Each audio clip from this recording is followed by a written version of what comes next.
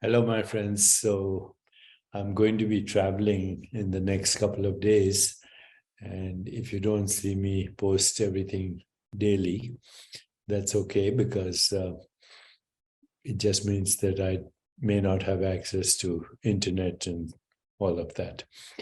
So today's topic is about the scientific method and what it can reveal to us, but also what it conceals from us. And I'll start off by just saying one thing that in a way summarizes everything. Science is not a method for exploring what we call fundamental truth. Science is a method that allows us to create mental models of what we think the truth might be. And it gets very complicated. The more you try to understand, the more mysterious what we call fundamental truth gets even more mysterious than we think it is. And we realize that there are some things that we can find contradictory and strange when we look at what we call reality through the scientific lens.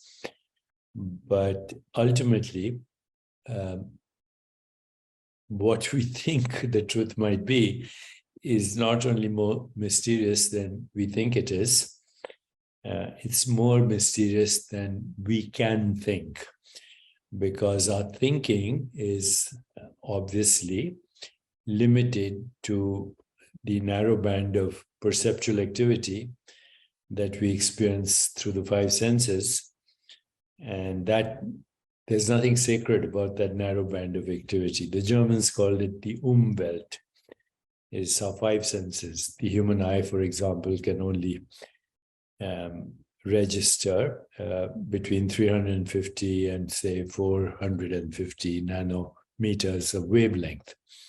There's nothing sacred inside that narrow band of experience, nothing sacred outside, other than it's all sacred because all mysterious, but it's not part of our reality. We can extend that reality through instruments now, so we can look at the cosmic wave background through what we call the redshift, and then we create pictures, simulations on computers which say this is what the Big Bang would have looked like had we been there. First of all, we were not there. And what it would have looked like to a human nervous system now. Okay, so what did it look like before? The question doesn't make sense. So what I'd like to do is share with you some of the limitations that we have in our current model of science and suggest, perhaps even kind of recklessly, that even the scientific method needs revision, that our current science, which is amazing. I'm doing Zoom because of science. I'm taking a jet plane soon to India because of science. Everything we do today is because of scientific technology, emails, Twitters, Facebook, you name it, new metaverse, all of that is an advancement of science, the scientific method. And because science is so successful, we automatically assume that's the way to understand truth. So right now, there are many models of reality in physics. And the most accepted model is called the standard model of physics.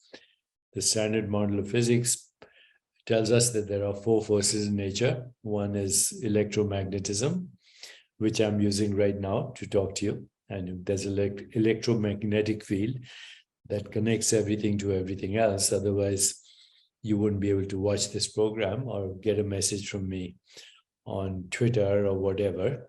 So that's the electromagnetic field which pervades all of space-time. There are two other forces. One is called the strong force, which is holds the nucleus of an atom together. Theoretically, the atom is made of protons and neutrons. And so all these protons are positive charges and they're all huddling together. They should theoretically be repelling each other, but they're not, they're together.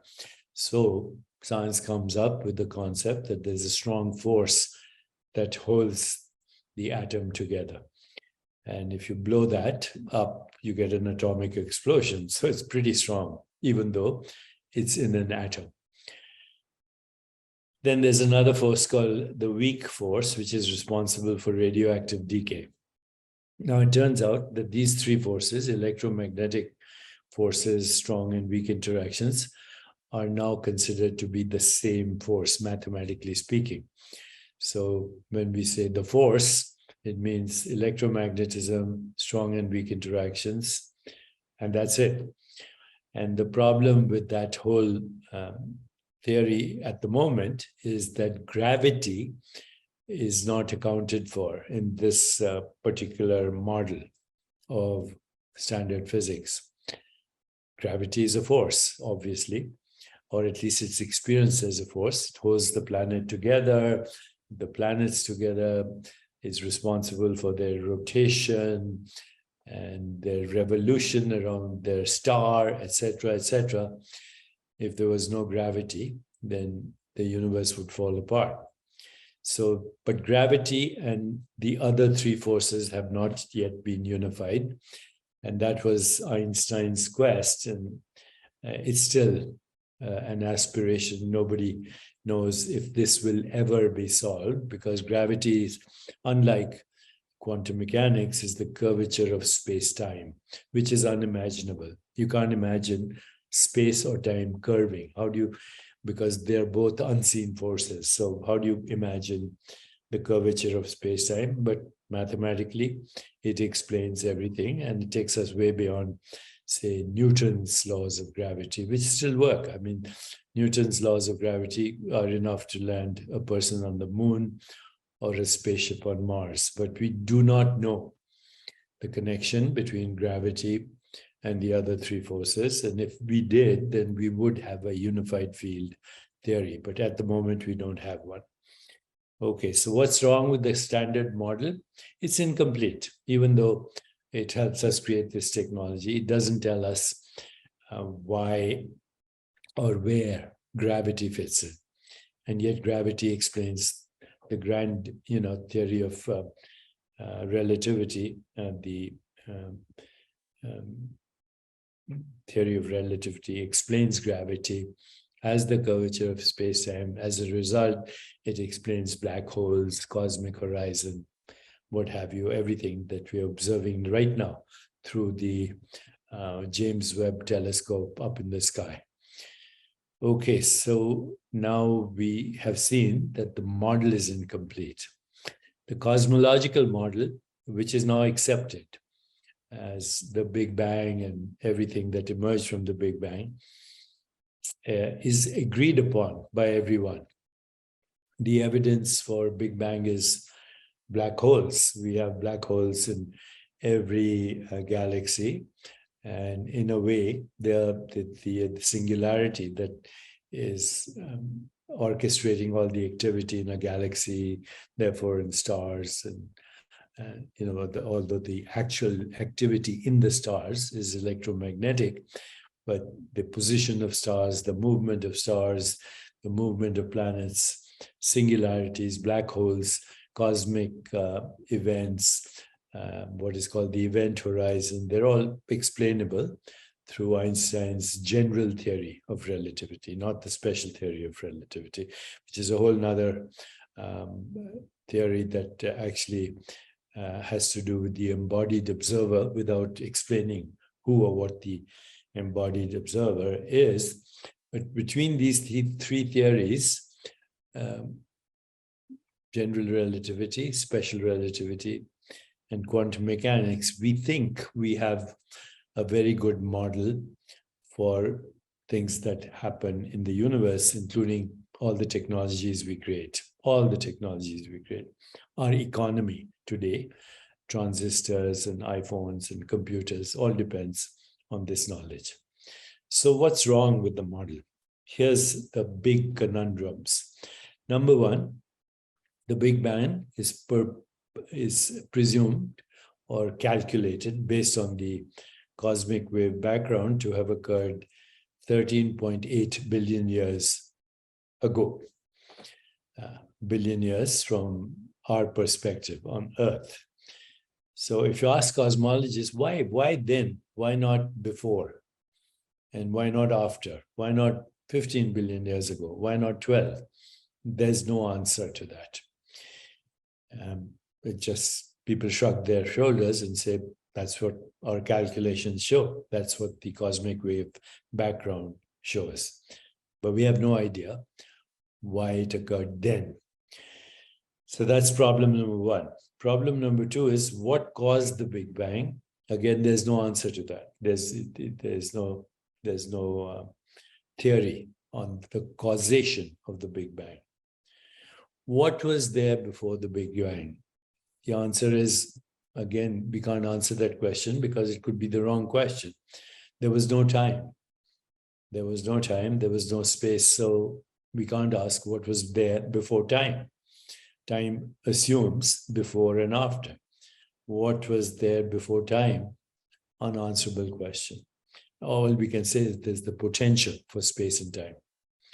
So what was there before the Big Bang? The best answer is the potential for creation. Now, potential is not a thing. It's a idea, it's a concept. Okay, so that's the second problem with the Big Bang theory. Third problem is there's something called cosmic inflation. So right after, say, 10 to the power of minus 36 seconds to 10 to the power of minus 33 seconds, there's a period described by cosmologists and accepted by everyone called cosmic inflation. So the universe that began about the size of a dot, less than the volume of a period at the end of a sentence, it tripled in size every trillionth of a trillionth of a trillionth second, and then it suddenly slowed down. And this is called cosmic inflation. What caused cosmic inflation? We don't know. Why was it so precise? We don't know. Why did it decrease or almost stop from a size of a period to the size of a grapefruit? We don't know. But had that not happened, then you and I wouldn't be here. So why did cosmic inflation occur? Why was it so mathematically precise? No idea. Then there's another period called Planck time or Planck epoch. The Planck epoch is 10 to the power of minus 43 seconds before time zero. And there are no laws of physics at that moment. So what existed and when did suddenly laws of physics emerge? Definitely not during the Planck epoch. So that's another problem. Okay, then there are other problems because inflation started. Now the cosmic horizon is 47 billion light years away from where you are or from where I am as a result of the expanding universe. And that expanding universe is dark energy, which is expanding the universe faster than the speed of light. Now, according to the theory of relativity, nothing moves faster than the speed of light. Wrong. Space between galaxies right now is expanding faster than the speed of light. So this dark energy is an unknown, and it's 70% of the universe. 70%. And it's unknown, probably unknowable, because it's not atomic. And you and I are made of atoms, so we can only interact with atoms. There's another problem with this cosmic energy, or what we call it dark energy. Einstein used the word cosmological constant, and then he apologized. He said it was a blunder, he didn't mean it, but actually he was right. There is something called the cosmological constant, and it is expanding the universe faster than the speed of light. What it is, We have no idea. Okay, but that leaves only 30% of the universe that is remaining, which we can call the material universe. Now, of that 30%, 27% is invisible interstellar dust, which means we can't see it. And it's invisible because it has not yet coalesced into what we call heavy particles like carbon and oxygen and nitrogen and other heavy elements. So 97, of the 30% that's remaining, 27% is now called dark matter. And the only reason we call it dark matter, because it's not material in the way we know matter, atoms, is that it presumably bends space-time in the same way as regular matter, and therefore is responsible for most of the gravity, if not almost all of the gravity in the universe, without which, again, planets would spiral off and get lost in interstellar space. But whatever this stuff is, it's not stuff. You can't, touch it, taste it, smell it, or whatever, observe it. The only reason we call it dark matter is it does the same thing that matter is supposed to do, create gravity. So what is it? We don't know. There are scientists who call it made up of something called WIMPs, W-I-M-P-S, weakly interactive massive particles. Nobody's found a WIMP so far, but there it is. If it's non-atomic, it's not only unknown, it's unknowable. So now we're left with 3% of the universe, and which is supposedly atomic, but of that, only 0.01% is visible universe. So the 2 trillion galaxies that we talk about these days, and that cosmologists talk about, the 700 sextillion stars and the uncountable trillions of planets, is 0.01%. The rest is unknown or unknowable. And we use that 0.01% to create everything that we call technology and modern civilization. That 0.01%, which is atomic, all the trillions of galaxies, of course, is made of particles. And particles have this dual nature. When you're looking at them, they show up as particles. When no one's looking, they disappear into waves. And unlike particles, which have mass, energy, location in space-time, waves have no location in space-time. So now you ask cosmologists, what are these waves made of? And they'll say, because everything is made of something, we think. Ocean waves are made of water. Sound waves are made of air. What are the waves that create the universe made of? The only answer you'll get from scientists, they're made of possibilities. So then you say, where do these possibilities exist? The answer is they exist in Hilbert space. Then you say, what is Hilbert space? Well, Hilbert is the name of a German mathematician. And Hilbert space is a mathematical, multi-dimensional, infinite space from where everything occurs. But where is it? The only our answer is it exists in mathematical imagination. It doesn't have actual location. So then what's the universe made of? And the best answer is it's made of nothing. And then that leads to the second conundrum. If it's made of nothing, why does it look like everything else?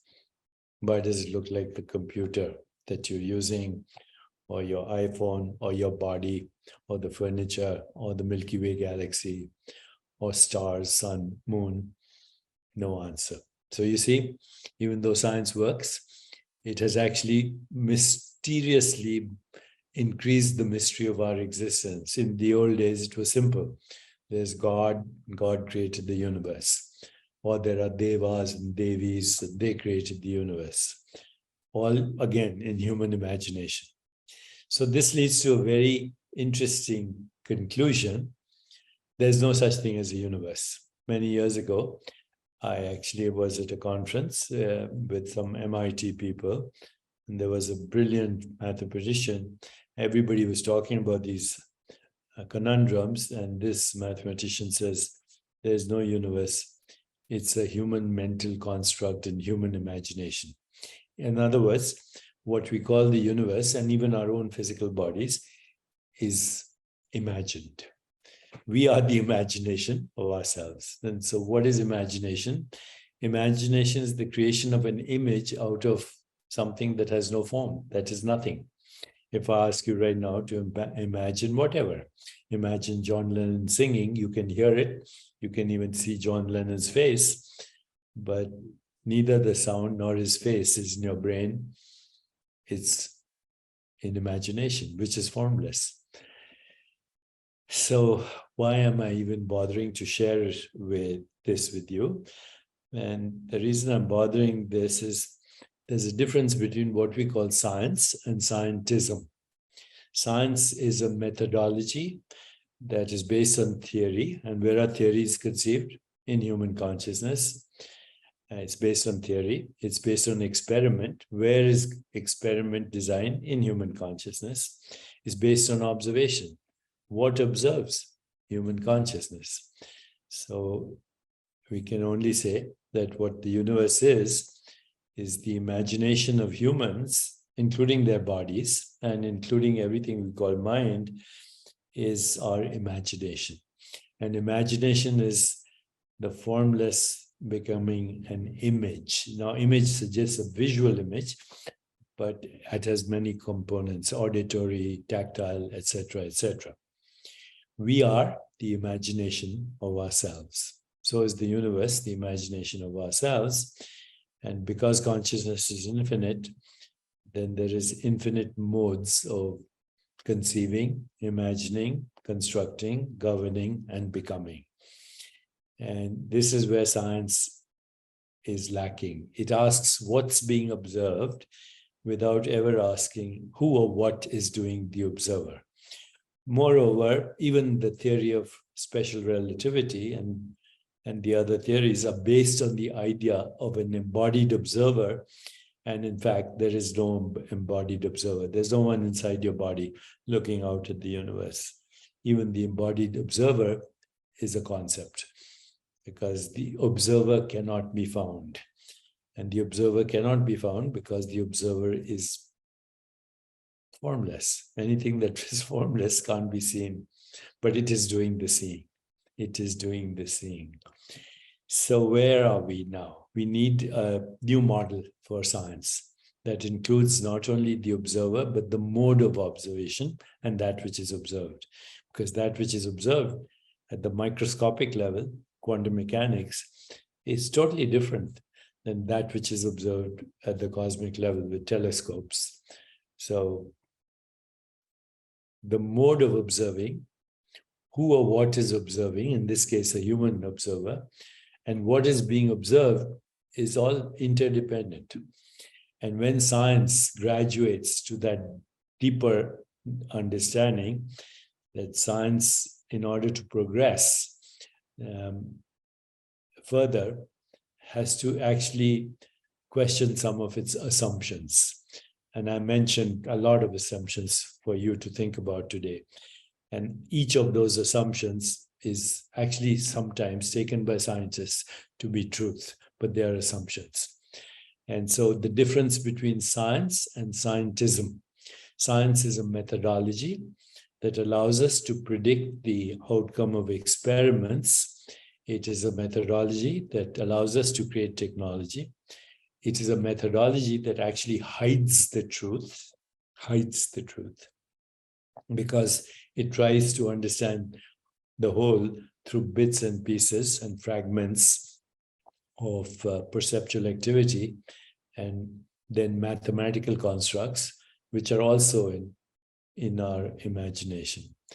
And once science graduates to that level, then we'll be able to answer questions that have plagued humanity for thousands of years. Why do we exist? What created us and how did it happen? Is there a purpose to our existence? What is the meaning of God? I think the best thing we can say, God is the mystery of the universe. So think about this. Tell me if you find it useful. And if you don't, I won't share this with you. We'll just talk about vagal stimulation or something that you think is more practical. In the meanwhile, happy trails.